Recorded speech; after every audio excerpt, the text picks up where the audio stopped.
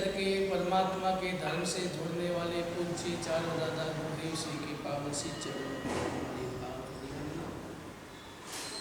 परम पूज्य गणनायक श्री सुख सागर जी महाराज साहेब के पावन श्री चरणों में हमारे भाव वंदना। परम पूज्य आचार्य सम्राट श्री मचिन कांति सागर श्री जी महाराज साहेब के पावन श्री चरणों बहुसागर से डूबती नैया को सहारा देने वाले मेरी श्रद्धा के केंद्र परम पूज्य गुरुदेव गच्छाधिपति आचार्य भगवत सिंह मजिन मणिप्रभ सुरेश्वर जी महाराज साहिब के पावन से चरणों में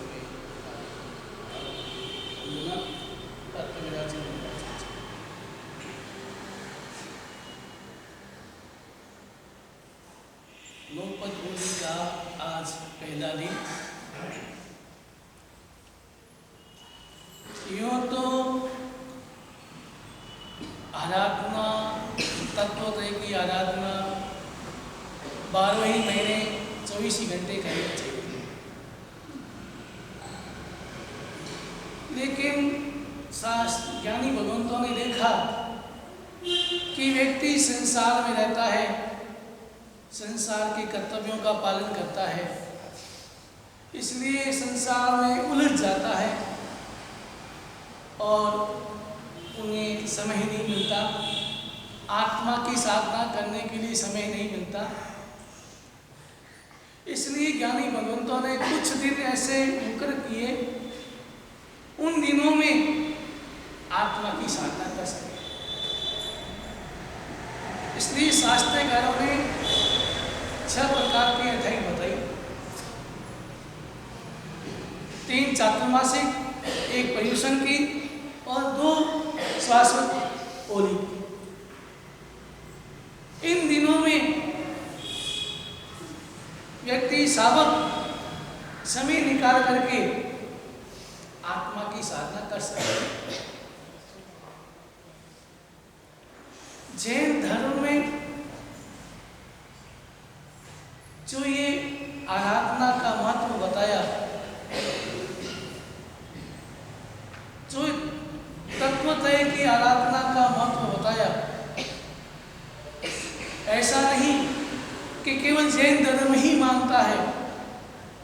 3 तत्व तो सारे धर्म, सारे दार्शनिक इन 3 तत्व को मानता है।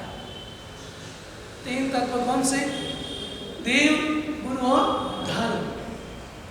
ये 3 तत्व हर धर्म में मौजूद है और हर व्यक्ति 3 तत्वों को मानता है।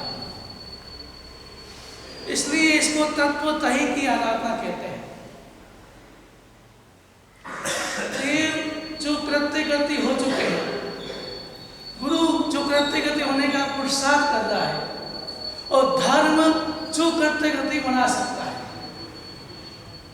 इसलिए देव, गुरु और धर्म। देव हमारे 2 प्रकार के देव बताए, गुरु 3 बताए और धर्म 4 बताए। 2, 3, 4। गुरु 2, धर्म देव 2, अर्यंत और सिद्ध, ये हमारे देव हैं। और आचार्य उपाध्याय और साधु ये हमारे गुरु हैं, और ज्ञान दर्शन चाहिए ये हमारा धर्म है। इसको तत्वतय की आराधना कहते हैं। तो ये 9 देव, गुरु और धर्म की जो हम आराधना करते हैं, इन 9 पद होते हैं इसमें, इसलिए इसको 9 पद होली कहते हैं। और ये 9 पदों की आराधना से हमारी आत्मा को सिद्ध बना देती है, इसलिए इसका नाम सिद्ध चक्र भी रखा। 9 पद है इसलिए 9 पद होली रखा। और ये 9 पद की आराधना मेरी आत्मा को, हमारी आत्मा को सिद्ध बना देती है, इसलिए इसका नाम सिद्ध चक्र भी कहते हैं। सिद्ध तो 9 का रूप बहुत अखंड होता है। आप किसी से गुणा करो, 1 से 9 गुणा 9 ही आएगा, 2 से करो तो 18 9 ही जोड़ आएगी, 3 से करो 27 9 ही आएगी। ये अखंड आत्मा, 9 का संग अखंड आत्मा, और इसलिए शुभ माना जाता है। कारण 9 पद की ओली है, 9 पद है, ये अखंड आंकड़ा है। अब यहाँ देखें, सूर्य चंद्र आदि ग्रह कितने? 9 होते। श्रृंगार रस कितने? 9 होते हैं। पुण्य पाप की समय कितने होते हैं? 9 होते हैं। तत्व कितने होते हैं? 9 होते हैं। चिन्ह पूजा के अंग कितने होते हैं? और आराधना के पद कितने? 9 पद होते हैं। इन 9 पदों की आराधना जो व्यक्ति समझ करके श्रद्धा से करे, इन 9 पद की आराधना का लक्ष्य क्या है? इन 9 पद की आराधना का लक्ष्य क्या है? कि शत्रुओं पर विजय प्राप्त करना। बाहर के शत्रु तो केवल इस भव को बिगाड़ता है, बाहर के शत्रु वर्तमान को बिगाड़ता है, लेकिन भीतर के शत्रु तो भव बिगाड़ देता है। तो 9 पद की आराधना का लक्ष्य है कि मेरे शत्रुओं पर विजय प्राप्त करना। जो मेरे भीतर में जो शत्रु है, जो मेरे मन के माध्यम से मेरी आत्मा को प्रतिपल नुकसान पहुंचा रहा है, प्रतिपल दुखी कर रहा है, प्रतिपल भटकाव का कारण बन रहा है, वो शत्रु कौन से?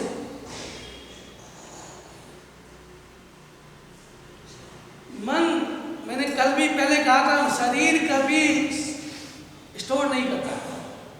शरीर कोई चीज स्टोर नहीं करता है, आप जो भी करेंगे बाहर निकाल देगा, लेकिन मन स्टोर करता है। और जो मन स्टोर करता है वही हमारा शत्रु है।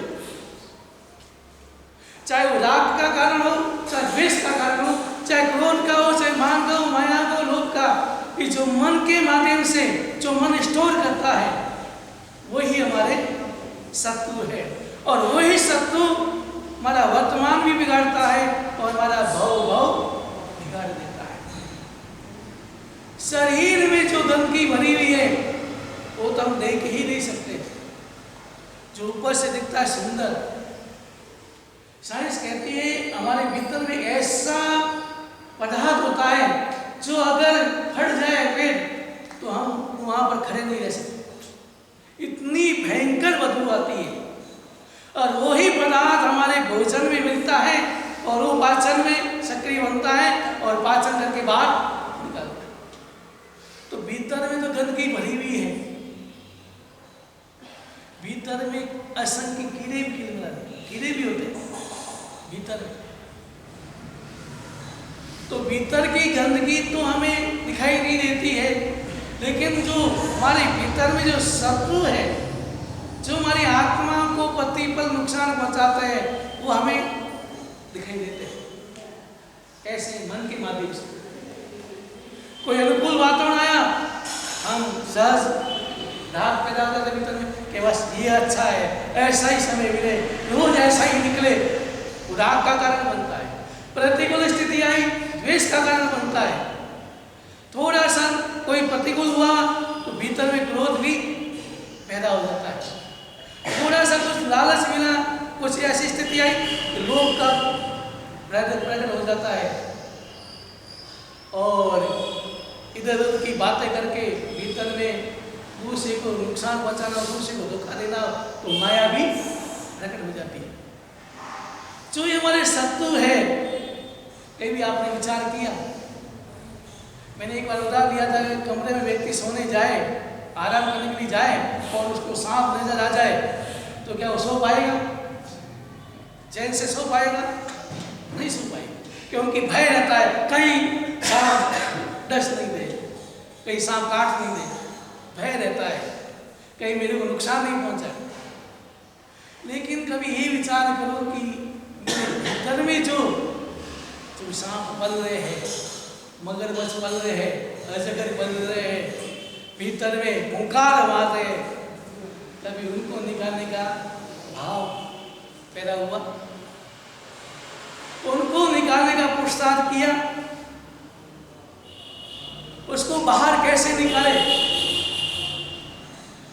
उन शत्रुओं पर विजय कैसे प्राप्त करें,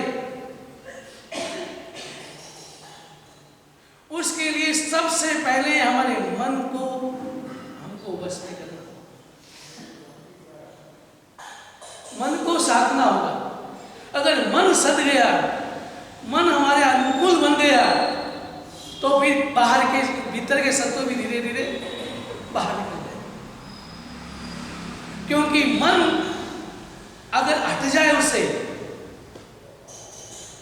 मन अगर हमारे शत्रुओं से हट जाए, दोस्ती तोड़ दे और आत्मा से दोस्ती कर ले, तो सारे शत्रु शांत हो जाए। लेकिन हमारा मन, हम मन को और ज्यादा अनुकूल वातावरण देते हैं ताकि मन हमारा उसी में उलझ जाता है।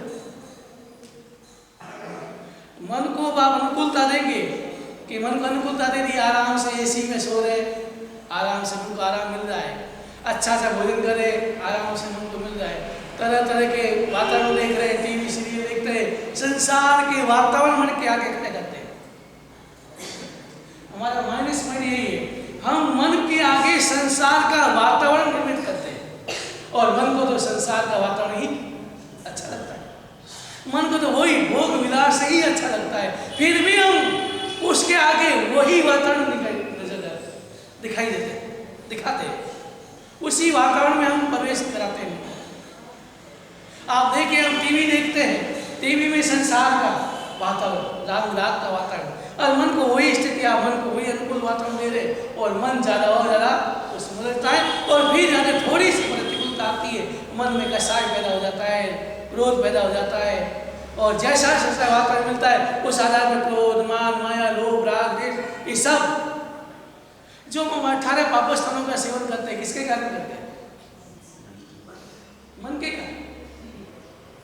मन हमारा उस तरह सा मन में विचार पैदा होता है, और मन के आधार पर, क्योंकि अगर हम पहले से समझ ले कि मन को अगर मैं संसार का वातावरण दिखाऊंगा, संसार का राग भोग का वातावरण दिखाऊंगा, तो मन तो और ज्यादा भागेगा, नाचेगा, कूदेगा।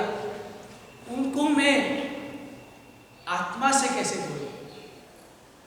जो व्यक्ति साधक होता है, साधक व्यक्ति सबसे पहले अपने मन को आत्मा से जोड़ता है, मन को अनुकूलता से प्रतिकूलता में डालता है।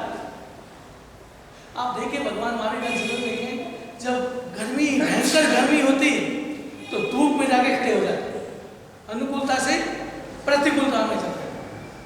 कभी देखना, और भयंकर कड़ाके की सर्दी होती तो पेड़ के नीचे आके खड़े हो जाते, क्योंकि भगवान का चिंतन था कि मन को मैं प्रतिकूलता में डालूंगा तो मन हमारा शांत हो जाएगा, और मन को मैं अनुकूलता में डालूंगा तो मन और ज्यादा उछल कूद करेगा, फिर वही दिखेगा उसको। फिर आपको मन, शुरुआत में आपने मन को ढीला छोड़ा, फिर मन आपको खींचाता है। इसलिए इस मन को कैसे नियंत्रण करें, और मन को नियंत्रण करने के लिए ही इन 9 पद की आराधना है कि किस प्रकार इन 9 पदों की आराधना करके इस मन को आत्मा से जोड़ने का पुरुषार्थ करें। लेकिन केवल दिखावा नहीं करना है, आमिल कर लिया, माला फेरी, लेकिन साथ साथ चिंतन करना है, मन के ऊपर चिंतन करना है कि मेरे मन को मैं आत्मा से कैसे जोड़ूं। लेकिन यहाँ बैठ जाएंगे, प्रवचन सुन रहे, लेकिन मन तो अगर भाग गया दुकान में, मकान में, और कहीं भाग गया, क्योंकि मन को तो वही अच्छा लगता है, संसार अच्छा लगता है, इसलिए वो टिकता नहीं, और इसलिए मन को बंदर की उपमा दी। मन बंदर की तरह, बंदर जैसे चंचल होता है, वो कभी भी एक जगह 5 मिनट भी नहीं बैठ सकता, चंचल होता है। वैसे ही हमारा मन चंचल भागता है, 5 मिनट में यहाँ है करते, 5 मिनट बाद कहाँ के कहाँ पहुँच जाते हैं, विचारों से, मन विचारों के आधार पर मन भागता है। लेकिन अगर इस तरह की मन को अगर निरंतर नहीं करेंगे तो क्या आप आराधना करो, कितनी भी साधना करो, लेकिन भीतर के अंदर मन को शांत करके भीतर के शत्रुओं को बाहर निकालने का पुरुषार्थ करना। आप इतने सालों से आराधना करते हैं, प्रवचन सुनते हैं, लेकिन कभी अभी भी आपके मन में क्या आपके भीतर में क्रोध नहीं है, राग नहीं है, द्वेष नहीं है?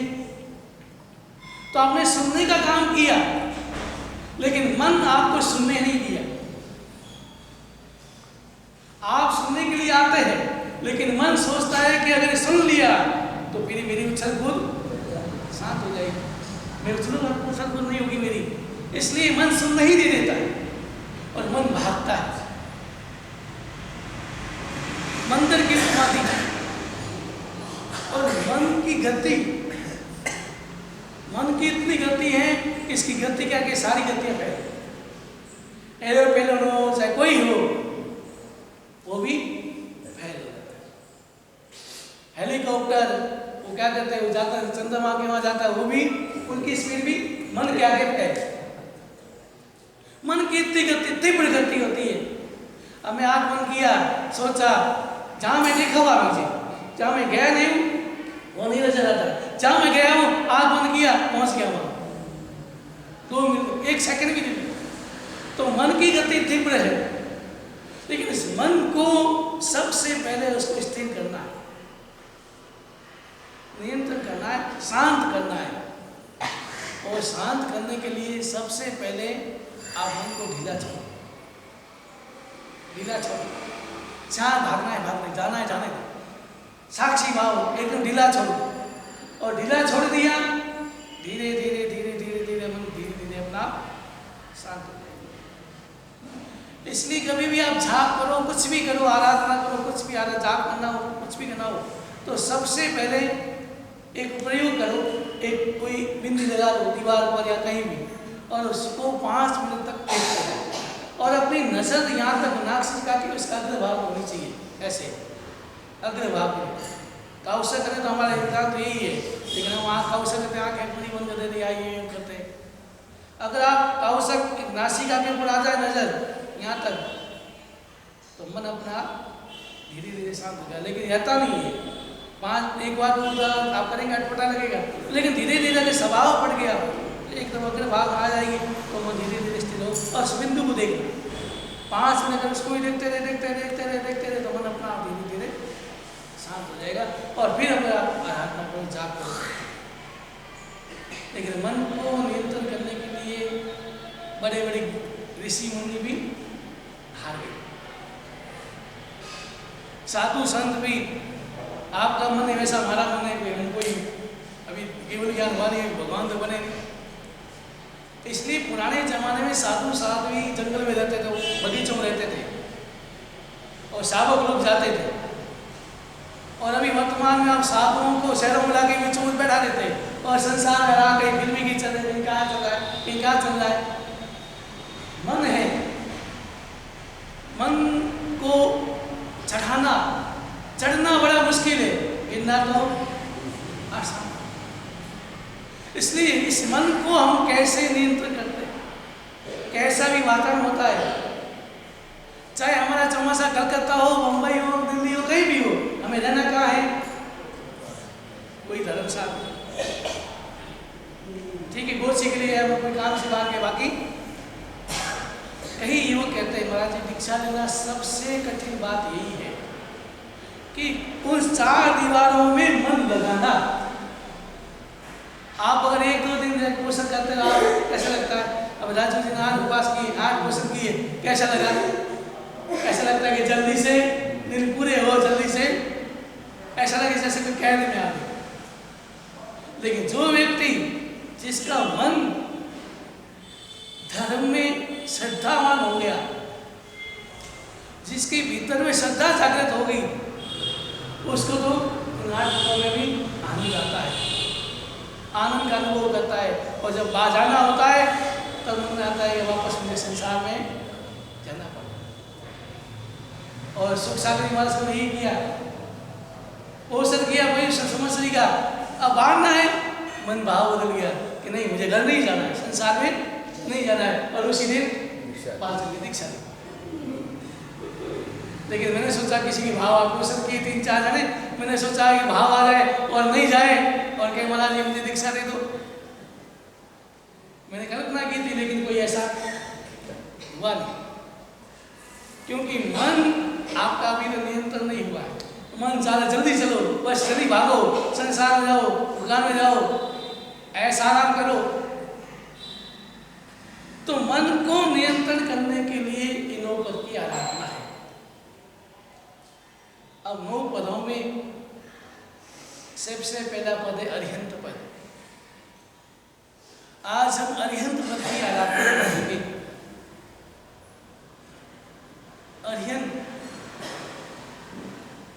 अरिहंत का अर्थ क्या है? इस अरिहंत में 3 तत्व हैं, अरि ज्ञान, अरि दर्शन और ज्ञान दर्शन और चाय। ये 3 अरिहंत में तीनों ही समावेश होता है।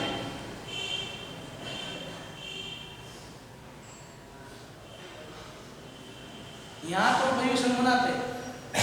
पर्यूषण की आराधना महाबली क्षेत्र में होती है, होली 9 पद की होली की आराधना महाबली क्षेत्र में भी होती है। और देवी देवता भी इन दिनों में सब सज धज करके, इंद्र सज धज करके कहाँ जाते हैं? नंदीश्वरी। और वहाँ जाके श्रद्धा से परमात्मा की भक्ति, पूजा भक्ति करते, स्नातन महोत्सव करते हैं। इस पर्यूषण से भी ज्यादा महत्व इस सरस्वती होली का है। पर्यूषण से भी ज्यादा महत्व किसका है? इस सरस्वती होली। लेकिन वर्तमान में समझ नहीं, और इसलिए इस होली जी की हम आराधना पर्यूषण में फिर भी लगता है, पर्यूषण आए तो थोड़ा बहुत व्यक्ति धर्म से जुड़ता है, लेकिन सरस्वती होली से बहुत कम लोग। लेकिन महिमा शास्त्रकारों ने पर्यूषण से भी ज्यादा इस 9 पद की होली सरस्वती होली। हम पुण्यशाली है कि हमें तीर्थ आराधना करने 3 मिले। शाश्वत तीर्थ, शत्रुंजय शाश्वत तीर्थ मिला, शाश्वत धर्म मिला, और शाश्वत 2 पद की आराधना करने के पद मिले। शाश्वत हम पुण्यशाली हैं कि हम इन 9 दिन 8 दिन होली जी की आराधना में जुड़े हुए हैं, और हमें ऐसा वातावरण मिला है। तो अरिहंत पद, सबसे पहले अरिहंत पद अपान संतान, लेकिन जैसे उत्पन्न होना क्या? ज्ञान उत्पन्न होना। कैसा ज्ञान? केवल ज्ञान। ऐसा ज्ञान जो आने के बाद जाता है शास्त्र, केवल ज्ञान। और केवल ज्ञान को प्राप्त करना, उसको ज्ञानातिशय कहा, ज्ञानातिशय बताया। परमात्मा को केवल ज्ञान हुआ, ज्ञान प्राप्त हुआ, ज्ञान उत्पन्न हुआ, उसको ज्ञानातिशय बताया।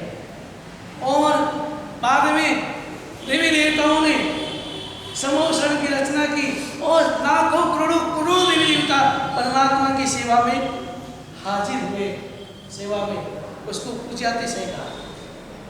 परमात्मा के करोड़ों देवी देवता परमात्मा के सेवा में हाजिर हुए और समोषण की रचना की, वो पूज्यातिशय। और बाद में जो परमात्मा समोषण में बैठ करके जो देशना देते हैं, उसको वचनातिशय। इस प्रकार फिर हमारे वंदन करते हैं, हम नमस्कार करके, परमात्मा भी देशना देने से पहले नमस्कार करते हैं। किसको? नमो सिद्धांत, सिद्ध भगवंतों को नमस्कार करते हैं। तो हमारे मन में आए कि अगर सिद्ध बड़े हैं तो पहले अरिहंत को नमस्कार करते हैं। सिद्ध बड़े हैं तो फिर अरिहंत को वंदन क्यों किया? सीधा है, क्योंकि हमें सिद्ध बताने वाले कौन? परमात्मा का उपकार है। परमात्मा ने आराधना, प्रतिकूल अनुकूल उपसर्गों को सहन करके, समता से सहन करके, कर्म का क्षय करके केवल ज्ञान को प्राप्त किया। और केवल ज्ञान प्राप्त करने के बाद परमात्मा ने देशना दी, और देशना में परमात्मा ने तीर्थ की स्थापना की, चतुर्वेद संघ की स्थापना की। और परमात्मा कैसे है? परमात्मा ने ग्वालियर की उपमा दी, ग्वालियर, परमात्मा ग्वालियर है। कैसे? जिस प्रकार ग्वाला एक डंडे के सहारे 100 गायों को तालाब के किनारे पहुंचा देता है, वैसे ही परमात्मा देशना के माध्यम से, उपदेश के माध्यम से सभी व्यक्तियों को मोक्ष का मार्ग तक बताते, मोक्ष का मार्ग तक पहुंचा देते कि तुम इस मार्ग बता देते कि तुम इस मार्ग पर चलो, तुम भी मोक्ष में प्राप्त कर सकते। तो परमात्मा ग्वाले की तरह है, लेकिन ग्वाला गायों को तालाब तक पहुंचा सकता है, लेकिन पानी बिना तो गायों को बढ़ेगा। वैसे ही परमात्मा ने आपको धर्म बता दिया, धर्म का मार्ग बता दिया, मोक्ष का मार्ग बता दिया कि यही मार्ग है, लेकिन अगर हम मार्ग पर चलेंगे नहीं, धर्म करेंगे नहीं, तो क्या मोक्ष तक पहुंच पाएंगे? मोक्ष तक पहुंचने के लिए जो परमात्मा ने मार्ग बताया उपदेश के माध्यम से, उस मार्ग पर चलना तो पड़ेगा। लेकिन ग्वाला केवल तालाब तक पहुंचाता है, वैसे ही परमात्मा मार्ग बताते हैं, उस मार्ग पर चलना तो हमारे हाथ। तो परमात्मा को ग्वाला की उपमा दी, और दूसरी उपमा दी उपदेशक, महाउपदेशक। परमात्मा उपदेशक है। कैसा उपदेश? जो वर्तमान में हम उपदेश देते हैं, वो परमात्मा ने जो बोला, जो परमात्मा ने बताया, उस वाणी को, परमात्मा की वाणी को हम अपनी भाषा में आप तक पहुंचाते। परमात्मा ने जो उपदेश दिया, जो परमात्मा ने एक तरह के अपने वर्तमान में उसको हम वाचना भी कह सकते, वाचना की उपदेश दिया। जो परमात्मा ने देखा, जितना देखा उतना बता नहीं सके, और जितना बताया उतना याद नहीं रह सके, और जितना याद रखा उतना जीवन में उतार नहीं सके। दिनों दिन घटता गया। अब परमात्मा के इस नाम सुनते, इतने सालों से सुनते, लेकिन कभी मोक्ष की अभिलाषा जगी? परमात्मा देशना देते थे समूह शरण में, एक भी वासना खाली नहीं जाती थी। एक वासना भगवान भावी की खाली गई, क्योंकि उस समय देवी देवता थे और देवी देवता पछाड़ नहीं ले सकते। परमात्मा की एक भी वासना खाली नहीं जाती थी। और यहाँ तक कि तिरंज के जीवों को भी बोध मिल जाता था, और कई बार तिरंज के जीवों को भी जाति श्रवण ज्ञान हो जाता है। अपना पूर्व भाव देख लेते। कुमार का आपको देखा, वो हाथी थे, पूर्व भाव में भी हाथी थे, और हाथी ने उसको जाति श्रवण ज्ञान हो गया। उसने देखा कि मैं आग में जल गया था, जंगल में आग लगी और मैं जल गया, जाति श्रवण ज्ञान हो गया। और जाति श्रवण ज्ञान हुआ तो उन्होंने क्या किया, ऐसा 5-10 किलोमीटर तक सारे पेड़ उखाड़ के फेंक दिए, एकदम जंगल साफ कर दिया। क्यों किया? क्योंकि अगर आग भी लग जाए तो हम यहाँ पर सुरक्षित रह सके। एक भी पेड़ नहीं रखा, 5 किलोमीटर तक सारे पेड़ों को उखाड़ के बाहर अलग फेंक दिया। एक छोटा पेड़ भी बीच में उठता उखाड़ के फेंक देता। क्यों? सुरक्षित स्थान। और ऐसा ही हुआ, आग लगी और वो कहाँ गए सब? उस स्थान में, सुरक्षित स्थान में सारे जीव आ गए। जहाँ पेड़ पौधा नहीं होंगे, कुछ नहीं होगा, आग कैसे लगे? खाली जमीन में आग लगती है तो एकदम खाली गई। वैसे ही अगर हम उपदेश सुन करके तिरंज को भी जाति श्रवण ज्ञान हो जाता है, वो अपना भाव सुधार देते हैं और अपने विचारों में शुद्धता लाके, विचारों को पवित्र करके, मन को नियंत्रण करके वो उस भावों में आगे बढ़ जाते हैं। तो हम भी परमात्मा का उपदेश सुनते हैं तो क्या हमारे मन में क्या भाव आते हैं? और कभी कभी भाव आते हैं शमशान या वैराग्य आता है, कभी कभी मन में वैराग्य आता है, लेकिन वापस जो ही वातावरण बदला तो वैराग्य उतर जाता है। पुराने जमाने छोटी छोटी बात को लेके आत्मा जग जाती, मन जग जाता। और एकदम आप देखिए एक बाल वाइट तोड़ करके रानी ने हाथ में दिया कि दूत आ गया, तलवार निकाली, कैसा दूत आया, कौन सा दूत है? रानी हंसी मुस्कुराई, अंतरपुर में और कौन सुना, तो दूत कहाँ से आएगा? तो इसने बाल तोड़ के कहा, ये देखो ये दूत आ गया है, व्हाइट बाल। ये व्हाइट बाल क्या है? दूत है। यमराज एकाएक आपको नहीं ले जाते, आपको वारंट भेजते हैं, अलग अलग वारंट भेजते हैं, बाल व्हाइट कर देते हैं, कानों की आंखों की रोशनी, सुनने की क्षमता कम करते हैं, दांत गिरा देते हैं, सुंदरता चेहरे में, सुंदरता में नाच नहीं, वो झुर्रियाँ बढ़ जाती है, फिर भी हम जागते हैं। वारंट बहुत भेजते हैं, लेकिन वारंट को हम देखा कर लेते हैं। अब वो वारंट नहीं आएगा, वो आएगा अब सीधे ही वारंट ही आएगा। अब आपको कोई सूचना नहीं देंगे, अब सीधे ही वारंट आएगा, यमराज आएगा। आप देखें एक जंगल में एक व्यक्ति दौड़ रहा है, पीछे शेर पड़ गया, दौड़ रहा है, बचाओ बचाओ बचाओ, दौड़ रहा है। हमारे आगे हमको भी क्या करते हैं यमराज, पहले दौड़ाते बुढ़ा हो जाता है। वो सोचता है कि अभी तेज भागता है, बुढ़ापे में शांत हो जाएगा, तब बुढ़ापे पकड़ के ले जाते, पहले दौड़ाते हैं। तो अरिहंत उपदेशक है और अरिहंत नाविक का काम करते हैं। नाविक अगर कोई डूब रहा है तो नाविक उसको बचा लेता है, और नाविक नाव में बैठा करके उस किनारे से उस किनारे पहुंचा देता है सुरक्षित। परमात्मा नाविक का काम करते हैं,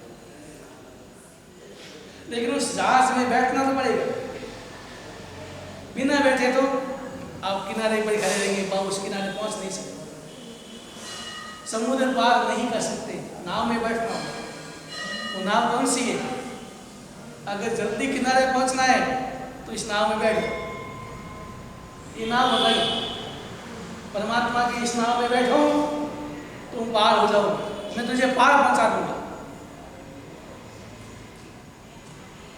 लेकिन परमात्मा सोचते हर व्यक्ति इस नाव में नहीं बैठ सकते, तो दूसरी नाव बताई, उसका नाम रखा है सावक, और सावक के 12 वर्ग होता है। जिस प्रकार पंचमावत धारण करता है वो क्या कहलाता है? साधु। और जिस प्रकार 12 वर्ग को धारण करता है वो, तो आप कितने सावक हैं? सावक कितने? निश्चय से सावक की परिभाषा है, जो 12 व्रत को धारण करता है वो ही सावक कहलाता है। अब यहाँ एक भी सावक नहीं, केवल जैन, मैं तो कहता हूँ जैन कहलाने का अधिकार है, जैन भी नहीं है। हाथ खड़े करो कि ऐसे कौन व्यक्ति है जो कभी रात ही भोजन नहीं किया है? एक भी नहीं। ऐसे कौन व्यक्ति है जो एक बार भी नौकाशी के पश्चात नहीं किए होंगे? अच्छा, ऐसे कौन सा व्यक्ति है जो आज तक कभी अभक्ष्य का सेवन नहीं किया, जमीन का उपयोग नहीं किया? तो फिर हम जैन कैसे? केवल जैन धर्म में हमारा जन्म हो गया इसलिए हम आगे लगा देते हैं जैन, लेकिन जैन है क्या? यह जो अरिहंत परमात्मा की आज्ञा का पालन करता है, उन रूप अरिहंत परमात्मा ने जो सावक की परिभाषा बताई, जो सावक की आचार संहिता बताई, उनके अनुरूप चलते हो, वो जैन। तो आप विचार करो मैं जैन हूं या नहीं? तो अरिहंत परमात्मा नाविक का काम करते हैं कि अगर इस नाव में नहीं बैठ सकते हो तो 12 व्रत के सावक के 12 व्रत उस नाव में बैठ जाओ, तो भी तुम पार हो सकते हो। अगर वो भी धारण नहीं कर सकते तो तीसरी छोटी नाव बताई, नौकाशी, चौयार की पचखान, अभक्ष्य का जमीन का त्याग और दोनों टाइम गति गुण, ये तीसरी नाव बताई। अब आप बताओ, तीसरी नाव तो आप बैठ सकते हैं, सभी बैठ सकते हैं, तो प्रतिकोण करने वाले कितने हैं? ये मैंने कहीं दिखता ही नहीं हूँ। कई ऐसे व्यक्ति है जो प्रतिकोण शाम का भी सुविधा घर करते मालूम नहीं, लेकिन शाम का जो हमारे यही जो गवाड़ परिवार लगभग ज़्यादातर गवाड़ परिवार प्रतिकोण करता है। मैं गुलेछा परिवार को भी अभी आए हमारे क्या विशाल चंद जी ये फिर आते हैं, और या फिर हमारे लुकड़ दिया। बाकी क्योंकि वो सोचते हैं, मन तो ही सोचता है बस दुकान में बैठे हो, पैसे कमाते हो, आते जाते हो। अब मैं कभी भी सोचता हूँ प्रतिकोण के समय में मेरे हिसाब से 24 घंटे कोई गिराई नहीं आती, 12 घंटे गिराई आती, 12 घंटे गिराई आएगी। अगर आप में श्रद्धा होती, आत्मा की प्रति थोड़ी सी रुचि होती, तो आप 1 घंटा निकाल करके प्रतिकोण शाम का कर सकते हैं। लेकिन वो भी नाव में बैठना कई व्यक्ति नहीं, मुश्किल है। दोनों टाइम प्रतिकोण नहीं होता, जमीन का त्याग नहीं होता, रात्रि भोजन का त्याग नहीं होता। लेकिन मेरे हिसाब से त्रिपादन में एक ही व्यक्ति ऐसा नहीं वो रात्रि भोजन करता हो, ऐसा लगभग तो नहीं होना चाहिए, क्योंकि त्रिपाद तो एक धार्मिक नगरी है। लेकिन मैं एक कहूंगा कि अब त्रिपादन इतनी धार्मिक नगरी है तो एक बार समझ करके 12 वर्ष स्वीकार कर लेना, कोई कठिन नहीं है, कोई कठिन नहीं है। 12 वर्ष का मतलब ये सीमा में आना, सीमाओं में आना। 2-3 उदाहरण बताऊं, जैसे आपने नियम ले लिया कि मैं अपने नाम से 10 करोड़ से ज़्यादा नहीं रखूंगा, कर सकते हैं, सीमा में आ सकते हैं, आगे तो आपको क्या लाभ हुआ कि बाकी के पैसों से जो कतल खाने जो खुलते हैं, जो पैसों का दुरुपयोग होता है, दुरुपयोग भी होता है, उसमें कुछ अंशों में आपको भी पाप होता है, दोष लगता है, तो सीमा में आगे। ऐसे ही कि मैं साल में 10 वस्त्रों से या 15 वस्त्रों से ज़्यादा नहीं खाऊंगा, ये सीमा। तो ये सीमा में आना, व्रत का मतलब क्या है? सीमा में आना, समझ लेना। और जो व्यक्ति समझ सकते हैं, कोई कठिन नहीं है, कोई व्रत समझना कोई कठिन नहीं है, तो समझ करके 12 वर्ष स्वीकार करो, ताकि हम सच्चे साधु तो कहलाए जाए। साधु तो बन सकते हैं, हम साधु नहीं बन सकते, कोई बात नहीं, हर व्यक्ति नहीं बनता है, लेकिन साधु तो बन सकते हैं। साधु बनने में आपको कोई कठिनाई नहीं होती, अगर समझ ले तो कोई कठिनाई नहीं। हमारे कल्प के साधु जी जो पालित में रहते हैं, अभी वो छत्तीसगढ़ चले गए, तो कितनों को 12 वर्ष समझा करके कितनों को एक साथ 12 वर्ष उनकी विधि होती है। जैसे भगवान टिकरा लगते हैं, भगवान तो उसके सामने विधि होती है। उन्होंने कितने ही सावकों को समझा करके 12 वर्ष सावक बनाए। तो मैं यही कहता हूँ, प्रवचन परमात्मा का प्रवचन देते हैं, लेकिन नियम यही है, सबसे पहले हम आपको सावक बनाए। साधु नहीं बना सके, इतनी हमारी क्षमता नहीं, इतना हमारा वाणी में दम नहीं कि आप साधु बन जाए, लेकिन कम से कम सावक तो बन ही सकते हैं। तो हमें सावक बनना है, तो परमात्मा नाभिक की उपमा दी कि परमात्मा नाभिक की तरह है,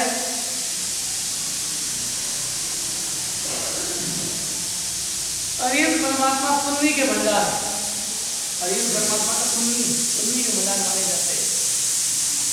और उनके गुण कितने होते हैं? 12। और रंग कैसा होता है?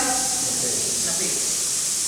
सफेद रंग इसलिए है कि सफेद रंग में कोई भी दाग लग जाए तो नजर आ जाता है, लेकिन एक भी दाग नहीं है, एकदम सफेद है, तो हरिहर परमात्मा के भी कोई दाग नहीं रहा, इसलिए उनका रंग सफेद है। अब राजगिरी नगरी में समोसन लगा है, परमात्मा महावीर देशना दे, और बाद में गौतम स्वामी ने देशना दे, सैनिक महाराजा भी वहां पहुंचे, और गौतम स्वामी ने 9 पदों की आराधना का महत्व बताया। तब सैनिक महाराज ने निवेदन किया, भगवान मुझे विस्तार से बताओ कि ऐसी आराधना किसने की और कहाँ पर की? नौपुर की आराधना कहाँ पर की और किसने की? तब गौतम स्वामी ने बताना प्रारंभ किया। समृद्धिवान नगर मालवा, और मालवा में राजधानी उज्जैन मुनि सुवरत स्वामी के शासन काल में कौन से घटना मुनि सुवरत भगवान के शासन काल में श्रीपाल की आराधना। उज्जैनी नगरी के महाप्रतापी प्रजापाल महाराजा, जो दयावान गुण संपन्न, अपनी प्रजा को अपने पुत्र के समान समझते, उनके सुख दुख में अपना सुख दुख मानते थे, ऐसे प्रजापाल महाराजा जिसकी कीर्ति चारों ओर फैली हुई थी, ऐसे प्रजापाल की दो धर्म पत्नियां थी, एक रूप सुंदरी और एक सौभाग्यवती। और कहीं कहीं ऐसा आता है कि इसकी कई पत्नियां थी, लेकिन दो मुख्य रानियां थी, एक रूप सुंदरी और एक सौभाग्यवती। अब देखें राजा परिवार में, देखें राजा अलग धर्म को मानने वाला, रूप सुंदरी जैन धर्म को मानने वाली और सौभाग्यवती शिव धर्म को मानने वाली, तीनों का धर्म अलग है। अब आज इन तीनों में से आप बुद्धिशाली किसको समझेंगे? तीन है, राजा है उसको सारा राजपाट सब कुछ मिला है, और शिव धर्म को मानने में हमें सुख में तली जाती है, वो बुद्धिशाली। या रूप सुंदरी जो जैन धर्म को, जैन सिद्धांतों को मानने वाली, कौन बुद्धिशाली? आप अपने आप को बुद्धिशाली क्यों मानते हैं? कि अच्छा परिवार मिला, धन दौलत मिली, ऐसा आराम मिला, इसलिए बुद्धिशाली मानते हैं? क्या मुझे जन्म से परमात्मा का शासन मिला इसलिए बुद्धिशाली मानते हैं? कई व्यक्ति ऐसे कहते हैं, हमारे साथ मैं बुद्धिशाली, मेरा कैसा परिवार है, क्या बंगला है मेरा, क्या सुविधा है मेरे घर में, मैं पुण्यशाली हूँ, ऐसे घर में मेरा जन्म हुआ। तो समझ लेना चाहिए उसका पुण्य है पापानुगुणी पुण्य है। कौन सा पुण्य है? पापानुगुणी पुण्य से सुविधा मिल जाएगी, लेकिन धर्म तो रूप सुंदरी और सौभाग्य सुंदरी, और दोनों गर्भवती हुई। धीरे धीरे समय बीता और दोनों ने कन्याओं को जन्म दिया। राजकन्याएं थी, तो उसका जन्म उत्सव ठाट से मनाया गया, और जन्म उत्सव मना करके उसका नामकरण किया गया। रूप सुंदरी ने उसकी पुत्री का नाम मदन सुंदरी रखा, और सौभाग्य सुंदरी की पुत्री का नाम सूर सुंदरी रखा। धीरे धीरे समय बीत रहा है, तो कन्याएं धीरे धीरे बड़ी हुई, और जो ही 5 साल की हुई तो माता पिता की मुझे क्या था? पिता वेणु माता वेणी, कौन वेणी बताए? किसको बताए? जो अपनी संतान को आज्ञा दी, तो पिता माता कहते। तो जो ही 5 साल की हुई, अब उनको योगी गुरु के पास अध्ययन करने देती। तो रूप सुंदरी ने तो ऐसे पंडित का चुनाव किया जो जैन धर्म की शिक्षा दे, तत्व की चिंता दे, शिक्षा दे, कर्मवाद की शिक्षा दे। और सौभाग्य सुंदरी ने ऐसे पंडित के बाद मिला जो संसार की सारी शिक्षा दे, रघुनाथ की, श्रृंगार के रस, इस तरह की शिक्षा दे। दोनों अपने अलग अलग पंडितों के पास शिक्षा दी।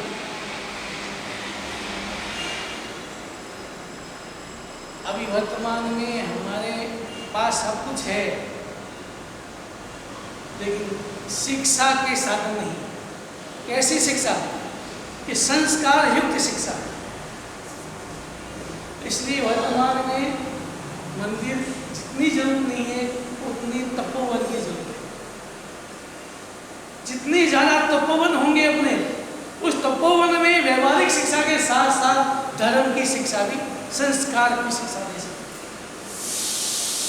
आप जाके अहमदाबाद में देखें तपोवन चल रहा है, क्या वहां का वातावरण है पुरानी संस्कृति की तरह।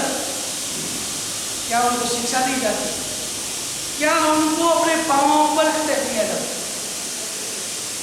धर्म के वातावरण अपने पांवों पर खड़े।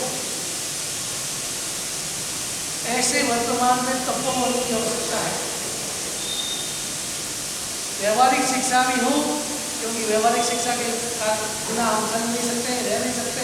वर्तमान वो भी जरूरी है, तो इनके साथ साथ धर्म के संस्कार भी दे सके। ऐसे हमारे तत्ववाद, जब धर्म कर्मवाद, जब तत्ववाद समझा सके, तो सौभाग्य लोगों ने अलग अलग भेजा पंडितों के पास। अध्ययन चल रहा है और अध्ययन चलते चलते पंडित ने सोचा कि अब इनका पूरा अध्ययन पूरा हो गया है। जितना मुझे सिखाना था, जितना उसको शिक्षा देनी थी, वो मेरी पूरी हो गई। दोनों पंडितों ने यही सोचा, अब मेरी हमारी शिक्षा पूरी हो गई। हम जितना हमको देना था शिक्षा हमने दे दी, अब पूरी हो गई। तो दोनों ही राजसभा में पहुंचे। दोनों ही पुत्रियां राजसभा में आई और साथ में पंडित। दोनों ही राजकुमारियां मुस्कुरा रही है। राजा ने सोचा, पंडित ने निवेदन किया कि राजन, इनकी शिक्षा पूरी हो गई। शिक्षा पूरी हो गई तो राजा ने सोचा एक प्रश्न तो मैं भी पूछ लूं ताकि उनकी मालूम पड़े एक शिक्षा कैसी हुई। तो राजा ने पूछा, एक प्रश्न किया, पुण्य ने किम किम निबद्धते, यानी पुण्य से क्या क्या प्राप्त होता है। पहले सुरसुंदी को पूछा, पुण्य से क्या क्या प्राप्त होता है। सुरसुंदी के मन में संसार की शिक्षा दी। तो उन्होंने जवाब दिया, पुण्य से कुछ परिवार मिलता है, पुण्य से रूप मिलता है, पुण्य से सुख सुविधा मिलती है, नित्य ज्ञान पुण्य से मिलते हैं, पुण्य से अच्छा आहार भोजन मिलता है, पुण्य से सुख सुविधाएं मिलती है। सारी बातें कैसी पुण्य से सुख मिलता है, अच्छा परिवार मिलता है, आप जैसे पिता मिलते हैं, और नित्य ज्ञान का वातावरण मिलता है, अच्छा भोजन मिलता है। इस तरह का पुण्य से ये प्राप्त होता है। क्या सुरसुंदी ने उत्तर सही दिया? आपको क्या लगता है कि पुण्य से यही मिलता है? इसमें हमें संतोष करनी है कि अच्छा परिवार मिल गया, सुख सुविधा मिल गई, खाने का अच्छा मिलता है, भोजन मिलता है, सब कुछ, नित्य ज्ञान, टीवी देखने मिल जाती है, खाने का अच्छा भोजन मिल जाता है, यही पुण्य से मिलता है, यही हमने माना। और जब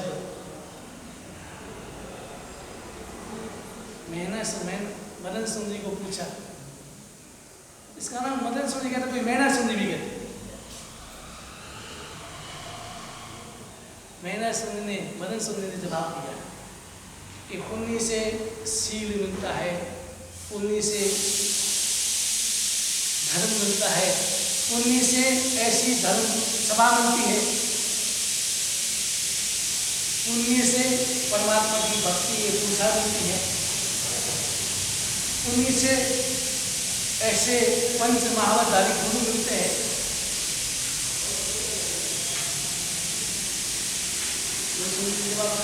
पुण्य से शील मिलता है, धर्म का वातावरण मिलता है, परमात्मा की भक्ति पूजा मिलती है, ऐसे गुरु मिलते हैं, ऐसे धर्म सेवा मिलती है। ये सब दोनों का जवाब सुना, दोनों बढ़ जाकर दोनों में राजी।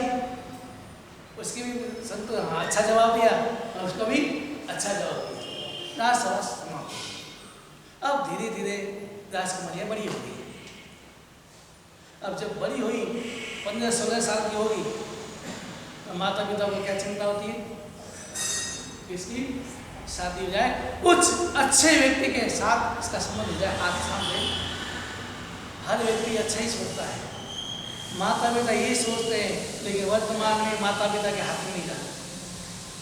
हाथ में है लड़की की शादी करना, आपके हाथ में, कहाँ करनी है आपके हाथ में नहीं रहा।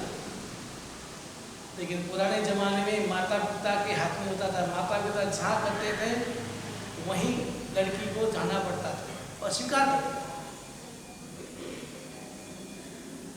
तो लड़की धीरे बड़ी राजा प्रजापाल को चिंता हुई कि इसकी जल्दी से अच्छा कोई राजकुमार देख करके उसकी शादी। एक बार राजसभा भरी हुई, अलग अलग नगर के राजकुमार आए हुए थे। मैंने सुनी राजसभा में थी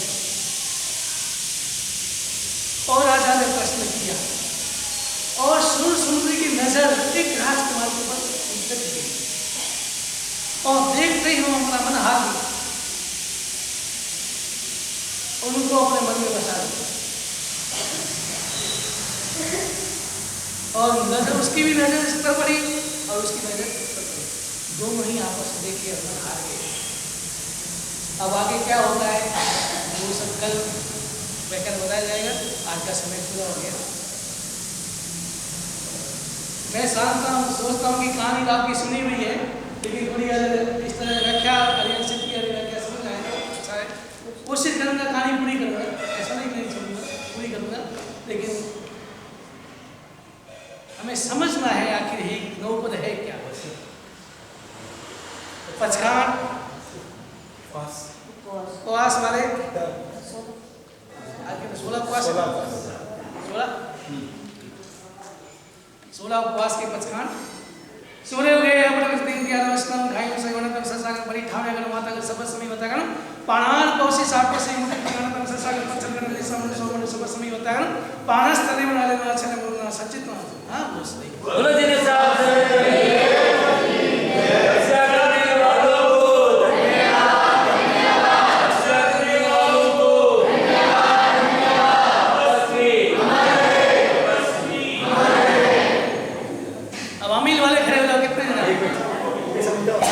जितने भी खड़े हो जाओ